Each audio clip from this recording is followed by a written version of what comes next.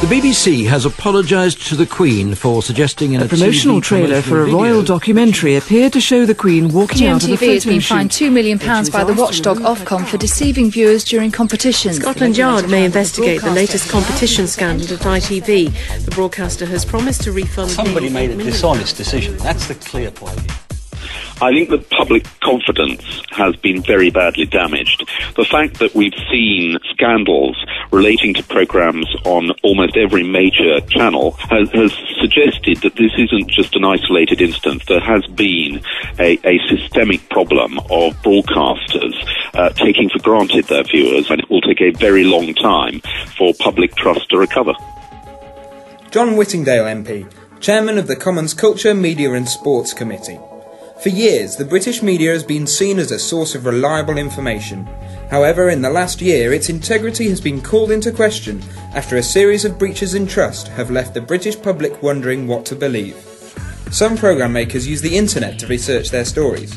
One site that is constantly in the spotlight with regards to the credibility of its information is Wikipedia. This is because anybody can freely edit the information. We sent Louis Worth to see what havoc he could wreak. Right, we are trying to find out just how reliable Wikipedia is as a source, and we thought, for a laugh, let's find out how easy it is to edit. So the first thing we did was we went on Radio 4's Thought for the Day and changed it to say that the programme was heavily criticised when Sacha Baron Cohen appeared as character Borat, a fictional Kazakhstani journalist, to present the show. We then thought, right, let's push the boundaries a little bit more and see what more we can get away with.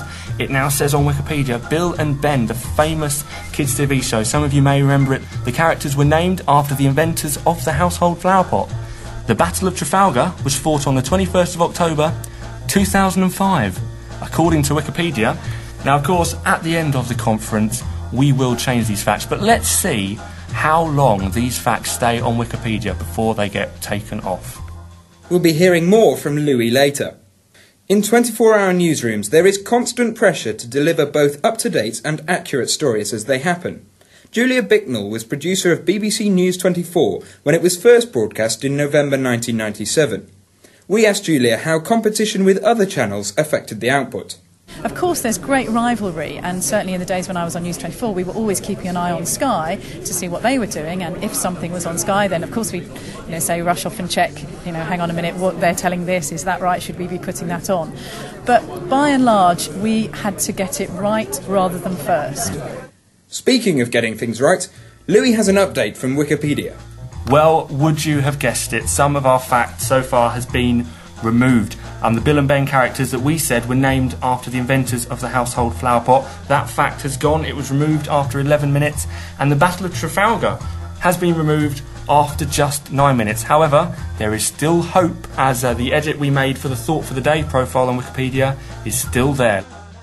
Joe Bloggs is a young British journalist who works in a highly competitive environment where quick results and big stories are expected. We asked her if the media is still trustworthy. I think the media is trustworthy.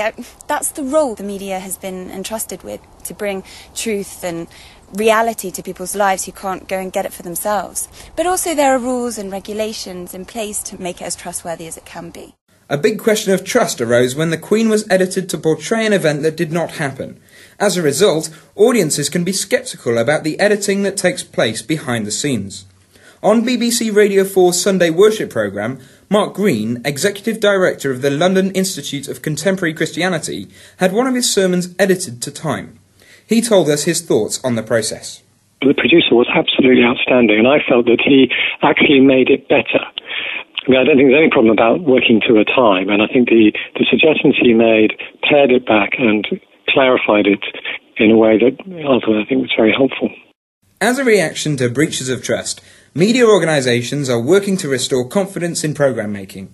Christine Morgan, executive producer of BBC Religion and Ethics Radio, who also produces Thought for the Day, told us how the BBC has tried to rebuild the public's faith in the integrity of their broadcasts. We've been going through this period of really examining what we do. We've been part of the safeguarding trust training that everybody in the BBC has undertaken.